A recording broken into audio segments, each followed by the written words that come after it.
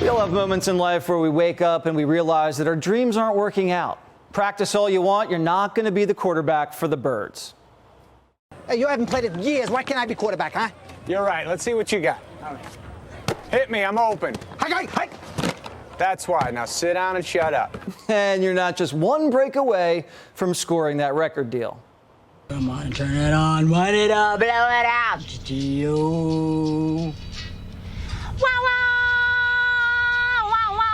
Yeah. Right now, Democrats are having that moment with the economy, though I don't think Joe Biden realizes it yet. Democrats are working to bring down the cost of things and to talk about around the kitchen table. Democrats aren't working to bring anything down except Trump.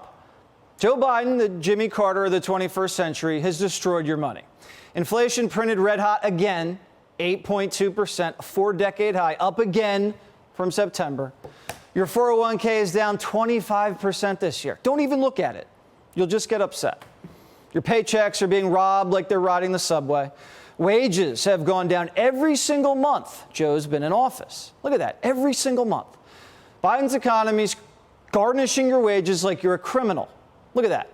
Our paychecks exploded under Trump, and now your money's crashing. And the cost of things has shot up. Groceries up 13%, 20% increase in energy.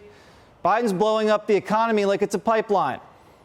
And he's like OJ, still searching for the real culprit. The biggest problem is the world's challenge, global inflation and the pandemic and Putin's unconscionable invasion of Ukraine.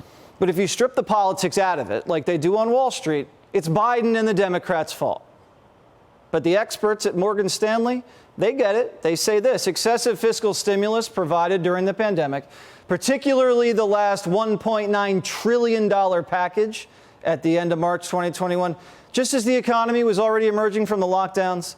In our view, this was what turbocharged consumption and drove inflation to 40-year highs.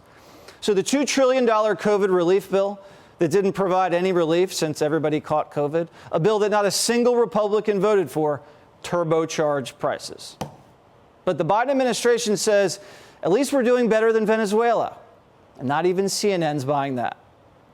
There's no way to really sugarcoat this report. Prices rose at 8.2%. What is the administration doing, and what can the administration do aside from just telling Americans to be patient at this point? The first and most important point is that the United States is in a better and stronger position to take this challenge head on than virtually any other country in the world. Brian, just telling Americans that things aren't as bad here as they are around the world really isn't a reassuring statement. America is in a stronger position than Bangladesh. That's their talking point.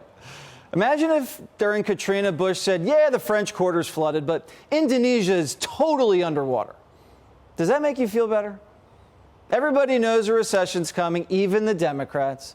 Even Biden saying it's going to be a slight recession. You know, you might lose your job, but maybe keep your house. But don't worry, the Democrats have a plan. They're going to blame the recession on the Republicans. The Republicans have an explicit incentive to make the economy worse. And I will tell you, having covered the Tea Party Congress of 2011 amidst the recovery from the financial crisis, I feel confident in predicting that if Republicans win control of one or both houses of Congress, they will do everything in their power to sabotage the economy, to best set them up to retake the White House in 2024. Joe Biden must have watched that guy who identifies as Maddow and plagiarized him. If Republican wins, inflation is going to get worse. It's that simple. This is like saying if the Republicans win, Putin's going to invade Ukraine. He already did. How could Republicans bankrupt the country if Joe already did it? It can't get any worse than this. The economy is the #1 issue in the country, and the Democrats never talk about it. They think they can just sugarcoat a recession and hope you don't notice. When the American people, in poll after poll, think that the economy, think that inflation are the two major issues, you cannot ignore those issues. Well, if you punched someone in the face and stole their wallet, would you be able to look them in the eye? No. That's why the Democrats can't be straight with you. The Democrats lost our money, and now they're losing their minds. They've completely lost the plot. Instead of attacking inflation, they're attacking Trump. The Democrats decided to hold a January 6th hearing today, the same day the inflation number printed. What happened at today's hearing? Well, they voted to subpoena Trump. a slick little stunt to distract you from the economic pain and try to blow out today's inflation headlines. For a party that claims they don't want to fight culture wars, their entire midterm message is Trump and abortion. Again, when you lose CNN, you're lost. CNN wrote a piece today titled, "Voters may care more about the cost of French fries than January 6th panel's compelling evidence." They even wrote the House Select Committee investigating the U.S. Capitol insurrection long ago dropped the notion of being a narrowly focused quest for the facts. It's hard not to see Thursday's January 6th hearing as an intervention in the midterms. Joe Biden's threatening to withhold military aid from an ally, Saudi Arabia, until they do him a political favor, pump more oil before the midterms to help Democrats. They're doing everything they can to hide their record from you, the voter. They'll even put an ally's national security at risk to keep the Senate. I thought that was impeachable. But they say the January 6 hearings are not about politics or party. Investigation is not about politics. It's not about party.